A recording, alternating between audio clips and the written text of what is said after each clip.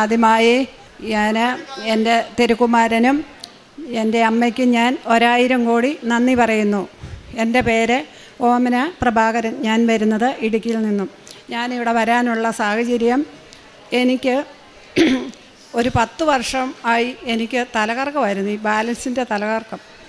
അതുണ്ടായ എനിക്ക് ആരെങ്കിലുമൊക്കെ എൻ്റെ അടുത്ത് വേണം. ഞാൻ എവിടെയെങ്കിലും കിടക്കോ ഇരിക്കുകയാണ്, ഞാൻ പറയും എന്നെ നിങ്ങൾ പിടിച്ചോണം കേട്ടോ, ഞാൻ താഴെ വീഴും. എന്നെ പിടിച്ചാലും ഞാൻ പറയും എന്നെ വിടരുതേ, ഞാൻ ഈ കട്ടിലിൽ നിന്ന് താഴോട്ടാണ് പോകുന്നതെന്നും പറഞ്ഞ് ഞാൻ കടന്ന് കരഞ്ഞ് ആ കൂട്ടത്തിൽ ഞാൻ അങ്ങ് ഛർദ്ദിച്ച് ഒരുമാതിരി ആളങ്ങോട്ട് തീരെ അവശതയായി വീണു പോവും. അപ്പോഴത്തേനും എല്ലാവരും കൂടെ കൂടി പിടിച്ച് വണ്ടിയെ കയറ്റി ഹോസ്പിറ്റലിൽ കൊണ്ടുപോകും, ട്രിപ്പ് ഇടും, മരുന്ന് കഴിക്കാൻ തരും, വീട്ടിൽ പോരും. ഇങ്ങനെ 10 വർഷമായി ഞാൻ നടക്കാൻ തുടങ്ങിയിട്ട്. അപ്പോൾ അങ്ങനെ ഇരിക്കുമ്പോഴുണ്ട് എൻ്റെ ഒരു കൂട്ടുകാരി ഇവിടെ വന്ന ഉടമ്പടി എടുത്തിട്ട് വന്നിട്ട് ഒരു പത്രം എൻ്റെ തന്നു. അപ്പോൾ എന്നോട് പറഞ്ഞു, ചേച്ചി ഈ പത്രം ഒന്ന് വായിക്കുക. പത്രം വായിച്ചു. പത്രം വായിച്ചു കഴിഞ്ഞപ്പോഴത്തേനും ഞാൻ അതിനകത്തെ സാക്ഷ്യങ്ങളെല്ലാം വായിച്ചിട്ട് എനിക്കത് ഭയങ്കര വിശ്വാസവും ഇഷ്ടമായിരുന്നു. എനിക്ക് നേരത്തെ മുതലേ എൻ്റെ അമ്മ മാതാവിനെ എനിക്ക് എൻ്റെ ചെറുപ്പം മുതലേ എന്ന് പറഞ്ഞ പോലെ എനിക്ക് വളരെ ഇഷ്ടമായിരുന്നു. ഞാൻ എവിടെ പള്ളി കണ്ടാലും ഏത് വഴിക്ക് പോയാലും ഞാൻ ആ പള്ളി കയറുകയും പ്രാർത്ഥിക്കുകയൊക്കെ ചെയ്യും. അപ്പോൾ അവിടെയുള്ളവരെല്ലാം പറയും ഞങ്ങളുടെ കൂടെ പള്ളിയിൽ പോരെ, ഞങ്ങൾക്ക് പള്ളിയിൽ കൊണ്ടുപോകാൻ ഭയങ്കര ഇഷ്ടമാണെന്നൊക്കെ. അങ്ങനെ ഞാൻ ആ പത്രം വായിച്ച് എനിക്ക് അതിൻ്റെ അനുഭവം കണ്ടപ്പോൾ ഞാൻ ഓർത്തു എനിക്കിവിടെ ഒന്ന് വരണം. ഞാൻ ഇവിടെ വന്ന് ഞാൻ ഉടമ്പടി എടുത്തതിന് ശേഷം എനിക്ക് ഇവിടെ നിന്ന് കിട്ടിയ നേർച്ച വസ്തുക്കൾ ഉപയോഗിച്ച് പ്രാർത്ഥിക്കുകയും പ്രതികൃഷ്ണ പ്രാർത്ഥന ചെല്ലുകയും ഞാൻ ബൈബിൾ വായിക്കുകയും എല്ലാം ഞാൻ ചെയ്ത് വിശ്വാസത്തോടെ ഞാൻ പ്രാർത്ഥിച്ച് ഇപ്പോൾ എനിക്ക് തലകറക്കമില്ല. ഞാൻ ഒരു മരുന്നും കഴിക്കുന്നില്ല, ഒരു ഹോസ്പിറ്റലിലും പോകുന്നില്ല. അതിന് എൻ്റെ ഈശോയോടും എൻ്റെ അമ്മയോടും എനിക്ക് 1000 കോടി നന്ദി പറയുന്നു. അതുപോലെ തന്നെ പിന്നെ എനിക്ക് എൻ്റെ വയറിനകത്തൊരു ഈ കുടലിൻ്റെ അസുഖം ഉണ്ടായിരുന്നു. അത് എന്താണെന്നൊന്നും അറിയത്തില്ലായിരുന്നു.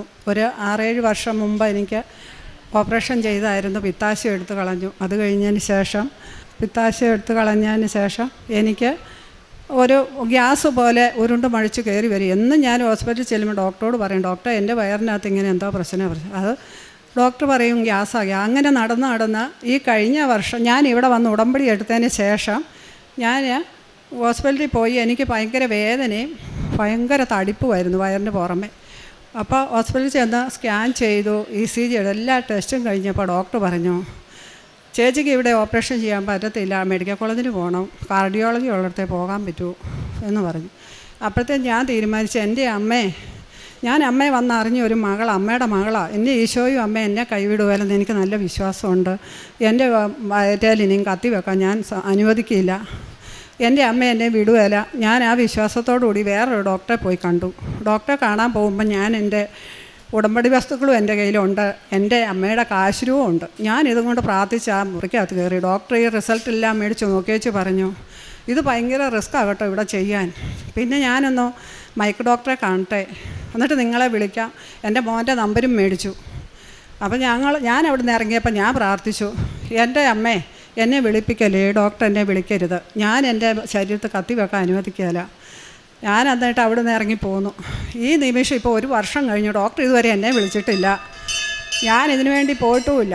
അതിനുശേഷം ഞാൻ ഇവിടെ വന്ന അച്ഛനെ എനിക്ക് കാണാൻ ഭാഗ്യമുണ്ടായി. എൻ്റെ ജോസഫ് അച്ഛനെ ഞാൻ കണ്ടു. അച്ഛൻ എനിക്ക് പുരട്ടാനായിട്ട് വയസ്സ് തന്നു. ഞാനത് പുരട്ടി പ്രാർത്ഥിച്ചു. എനിക്കിപ്പം നല്ല സൗഖ്യമായി, എനിക്കൊരു കുഴപ്പവും ഇല്ല. അതുപോലെ തന്നെ ഞാൻ അച്ഛൻ്റെ പ്രാർത്ഥന യൂട്യൂബിൽ ഫോണിൽ കാണും. അങ്ങനെ കണ്ട് ഒരു ധ്യാനം കൂടിക്കൊണ്ടിരിക്കുമ്പം ആ ധ്യാനത്തിൽ അച്ഛൻ പറയാണ് നിങ്ങൾ രോഗമുള്ളിടത്തൊക്കെ കൈവെക്ക്, വേദനയുള്ളിടത്തൊക്കെ കൈവച്ച് പ്രാർത്ഥിച്ചോളാൻ പറഞ്ഞു. ഞാനപ്പോൾ എൻ്റെ ഈ ഇടത്ത് സൈഡിൽ എനിക്ക് കുറേ നാളായിട്ടിങ്ങനെ വേദന. അപ്പോൾ ഈ ടെസ്റ്റുകളെല്ലാം ചെയ്ത് കഴിഞ്ഞപ്പോഴത്തേനും എൻ്റെ ഒരു വാൽവിന് ചുരുക്കമുണ്ട്. അത് ഡോക്ടർ പറഞ്ഞില്ല. അതാണ് എനിക്കിവിടെ ചെയ്യാത്തത്, എന്നോടിത് പറഞ്ഞില്ല. പക്ഷേ എനിക്കെന്തോ അസുഖം ഉണ്ടെന്ന് എനിക്ക് മനസ്സിലായി. ഇത് എന്നെ ചെയ്യുന്നു. അച്ഛൻ എങ്ങനെ പറഞ്ഞു രോഗമുള്ളിടത്ത് കൈവച്ച് പ്രാർത്ഥിച്ചു. ഞാൻ അപ്പോഴത്തേനും അവിടെ കൈവച്ച് പ്രാർത്ഥിച്ചു. ഇച്ചിരി കഴിഞ്ഞപ്പോൾ അച്ഛൻ പറയുവാണ് നമുക്ക് ഒരാളിന് 2 വാൽവാണുള്ളത്, അതിലൊരു വാൽവ് ചുരുങ്ങിയത് വികസിച്ച് കാണിക്കുന്നു എന്ന് പറഞ്ഞപ്പോൾ ഞാൻ എൻ്റെ ഈശോയോടും അമ്മയോടും 1000 കോടി നന്ദി പറഞ്ഞ് കരഞ്ഞുകൊണ്ട് സങ്കടത്തോടെ ഞാൻ പറഞ്ഞു അത് എൻ്റേതാണേന്ന് പറഞ്ഞു. എനിക്കത് പിന്നെ ഈ നിമിഷം വരെ എനിക്കൊരു വേദനയോ പ്രയാസമോ ഒന്നും ഉണ്ടായിട്ടില്ല. അതും എൻ്റെ ഈശോയും എൻ്റെ അമ്മയും അത് ഏറ്റെടുത്ത് മാറ്റി തന്നുള്ള വിശ്വസിച്ചുകൊണ്ട് ഞാനിപ്പം പോകുന്നു. അതുപോലെ തന്നെ എനിക്ക് ജപമാല റാലി പങ്കെടുക്കാൻ പറ്റി. ഞാൻ 2 വർഷം അടുപ്പിച്ച് വന്നു. കഴിഞ്ഞ വർഷം വന്നപ്പോൾ എനിക്ക് ഭയങ്കര ശ്വാസം മുട്ടലും ചുമയൊക്കെ ആയിരുന്നു. അപ്പോൾ ഇവിടെ വന്ന് ഇത്രയും മൈൽ നടക്കണ്ടേ, എല്ലാവരും പറഞ്ഞു അർത്തങ്കപ്പള്ളിയിലേക്ക് പോയാൽ മതി, വണ്ടിക്ക് നടക്കണ്ടെന്ന് പറഞ്ഞു. ഞാൻ പറഞ്ഞു എൻ്റെ അമ്മ എൻ്റെ കൂടെയുണ്ട്, എൻ്റെ ഈശോയും അമ്മ എന്നെ നടത്തിക്കോളും, ഞാനിതാ പോകുന്നു, അമ്മ ഞാൻ നടന്നേ പോകുന്നുള്ളെന്നും പറഞ്ഞ് ഞാൻ വന്നു. ആ ജപമാല റാലി പങ്കെടുത്ത് എനിക്ക് യാതൊരു കുഴപ്പമില്ല. അർത്തങ്കപ്പള്ളി വന്ന വലിയച്ഛനെ കണ്ട് ഞാൻ പള്ളിക്കകത്ത് കയറി മുട്ടുകൂത്തി പ്രാർത്ഥിക്കാനുള്ള അവസരം കൃപയെ എനിക്ക് തന്നു. അതൊക്കെ എൻ്റെ തിരുക്കുമാരനും അമ്മയും എന്നെ ഏറ്റെടുത്ത എൻ്റെ ഫലമാണെന്ന് ഞാൻ വിശ്വസിക്കുന്നു. അതുപോലെ തന്നെ ഞാൻ പ്രേക്ഷക വേല ചെയ്യുന്നുണ്ട്. ഞാൻ പത്രം ഇവിടുന്ന് കിട്ടുന്ന കൊണ്ടുപോയി കൊടുക്കുമ്പം ആൾക്കാരോട് ഞാൻ പറയുന്ന എൻ്റെ അനുഭവങ്ങൾ പറഞ്ഞാൽ ഞാൻ കൊടുക്കുന്നത്, അല്ലാതെ ഇത് കൊണ്ടുപോയി വലിച്ചെറിഞ്ഞിട്ടോ അല്ലെ നിങ്ങൾ ഇന്നാ ഇത് പിടിച്ചോ ഞാനിതാ പോകുന്നു പറഞ്ഞ് ഞാൻ പോകാറില്ല. ഞാൻ ഓരോ വ്യക്തിയും കണ്ട് എൻ്റെ അനുഭവം ഞാനിവിടെ വന്ന സാഹചര്യവും പറഞ്ഞാണ് ഞാൻ ഈ പത്രം കൊടുക്കുന്നത്. അപ്പോൾ അവരെല്ലാം എന്നോട് പറയുന്നത് എന്താണെന്ന് ചോദിച്ചാൽ, ചേച്ചിക്ക് പള്ളിയിൽ പോകുന്നു, ഞങ്ങളെക്കാളും അനുഗ്രഹമാണ് ചേച്ചിക്ക് കിട്ടുന്നത്, ചേച്ചി അതുകൊണ്ട് പള്ളിയിൽ പോകണം കേട്ടോ, പ്രാർത്ഥിക്കണം. ഞങ്ങൾ പോലും ഇന്ന് വരെ കൃപാസനത്തിൽ പോയിട്ടില്ല, ചേച്ചിക്ക് പോകാൻ സൗകര്യം. ഈ ജപമാല റാലിക്ക് വന്നറിഞ്ഞപ്പോഴും അവരെല്ലാം പറയുമോ അതെന്തൊരു ഭാഗ്യമാണ്. ഞാൻ പറഞ്ഞത് എൻ്റെ അമ്മ എൻ്റെ കൂടെയുണ്ട്, എൻ്റെ തിരുവമ്മാനും അമ്മ എന്നെ ഏറ്റെടുത്തിരിക്കുന്നതാണ്, ഞാൻ അതുകൊണ്ട് പോകുന്നതാണ്. അങ്ങനെ ഞാൻ പത്രം കൊണ്ട് കൊടുക്കുമ്പോൾ എല്ലാവർക്കും ഞാൻ പറഞ്ഞ് പ്രാർത്ഥിച്ച് കൊടുക്കുന്നു. അതുപോലെ തന്നെ ഞാൻ കാരുണ്യപ്രവൃത്തി ചെയ്യാൻ ഹോസ്പിറ്റലിൽ ചെന്നപ്പോൾ കുറേ പേരുടെ ബെഡ് വഴി എല്ലാം ഞാൻ പോയി പ്രാർത്ഥിക്കുക.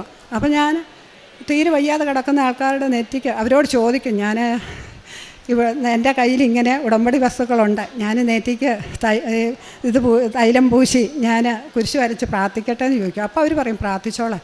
അങ്ങനെ ഞാൻ പ്രാർത്ഥിച്ചു കഴിഞ്ഞാൽ ഒരു ബെഡ് ചെന്നപ്പോൾ ഒരച്ഛൻ ഇങ്ങനെ ഉരുണ്ടുമാറിഞ്ഞ് ആ കൊച്ചിനെ ഇതാ പിടിച്ചാൽ കൊച്ചു സമ്മതിക്കുകയല്ല, അച്ഛൻ കിടക്കുമല്ല, ആ കൊച്ചു മടുത്തു. അപ്പോൾ എന്നെ ഇതെന്നറിയാമോ, ഞാൻ ആ കൊച്ചിനോട് ചോദിച്ചു, കൊച്ചേ ഞാൻ ഈ തൈലം ഇച്ചിരി നെറ്റിയെ പെരട്ടിയിട്ട് വന്നു പ്രാർത്ഥിച്ചോട്ടെ എന്ന് ചോദിച്ചു. ചേച്ചി പ്രാർത്ഥിച്ചോളാൻ പറഞ്ഞു.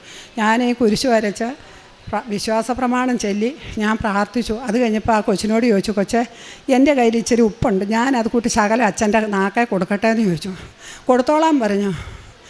എൻ്റെ ഈശോയെ അമ്മയെ ഞാൻ സാക്ഷ്യപ്പെടുത്തി അവിടെ നിന്നാണ് ഞാൻ പ്രാർത്ഥിച്ചത്. അതിൻ്റെ പേരിൽ ആ അച്ഛനുണ്ടല്ലോ, ഞാൻ അവിടെ നിന്ന് മാറുന്നതിന് മുമ്പേ അച്ഛൻ അവിടെ കിടന്ന് ഉറങ്ങുക.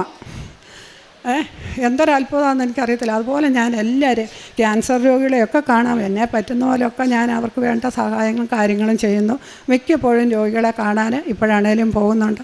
അതുപോലെ തന്നെ ഞാനിവിടെ വന്ന് പ്രാർത്ഥിക്കുന്നതിൻ്റെ ഫലമായിട്ട് എൻ്റെ ഭവനത്തിലാണേലും ഒത്തിരി അനുഗ്രഹങ്ങൾ കിട്ടി. ആത്മീയ ജീവിതം നല്ല രീതിയിൽ പ്രവർത്തിക്കാനും കൊണ്ടുപോകാനും ഞാൻ എൻ്റെ ഈശോയോടും അമ്മയോടും പ്രാർത്ഥിക്കുന്നു. എനിക്ക് എന്നും എൻ്റെ ജീവിതത്തിൽ എപ്പോഴും ഞാൻ ബൈബിള് വായിക്കുകയും കൊന്ത ചെല്ലുകയും ചെയ്ത് പ്രാർത്ഥിക്കുന്നു. എന്നും രാവിലെയും വൈകിട്ടും തിരി കത്തിക്കുകയും പ്രാർത്ഥിക്കുകയും ചെയ്യുന്നു. ഞാൻ എവിടെയെങ്കിലും പോകാൻ ഇറങ്ങുമ്പോൾ ഞാൻ അമ്മയോട് പറയും, അമ്മേ എന്നെ തന്നെ വിടരുത്, അമ്മ എൻ്റെ ഈശോയും എൻ്റെ കൂടെ വരണം, ഞാനിത് പോകുന്ന വഴിക്ക് അമ്മ വരണം. എൻ്റെ കുഞ്ഞുങ്ങൾ പോയാലും ഞാൻ പറയും, എൻ്റെ മോൻ വണ്ടി ഓടിക്കാൻ പോയാലും ഞാൻ പ്രാർത്ഥിച്ചെങ്ങനെയാണ് വിടും. ഇതിനെല്ലാം അമ്മയ്ക്കും ഈശോയ്ക്കും 1000 കോടി നന്ദി പറഞ്ഞുകൊണ്ട് ഞാൻ ഈ വാക്കുകളെ ഇവിടെ നിർത്തുന്നു. നന്ദി. ചുറ്റുമിരിക്കുന്നവരെ നോക്കിക്കൊണ്ട് അവൻ പറഞ്ഞു, ഇതാ എൻ്റെ അമ്മയും എൻ്റെ സഹോദരങ്ങളും. ദൈവത്തിൻ്റെ ഹിതം നിർവഹിക്കുന്നവനാരോ അവനാണ് എൻ്റെ സഹോദരനും സഹോദരിയും അമ്മയും. മർക്കോസിൻ്റെ സുവിശേഷം 3-ാം അധ്യായം 34-35 വചനമാണ്. ദൈവത്തിൻ്റെ ഇഷ്ടമനുസരിച്ച് ജീവിക്കുന്നവരാണ് യഥാർത്ഥത്തിൽ ദൈവത്തിൻ്റെ കുടുംബം. ദൈവേഷ്ടമനുസരിക്കുന്ന ബന്ധമാണ് ഏറ്റവും മഹത്തായ ബന്ധം. ഉടമ്പടിയിൽ ദൈവവചനം കേട്ട് അത് പാലിക്കുന്നവർ അമ്മയെപ്പോലെ ദൈവവചനം ഉൾക്കൊണ്ട വാഗ്ദാന പേടകമായി മാറുകയാണ്.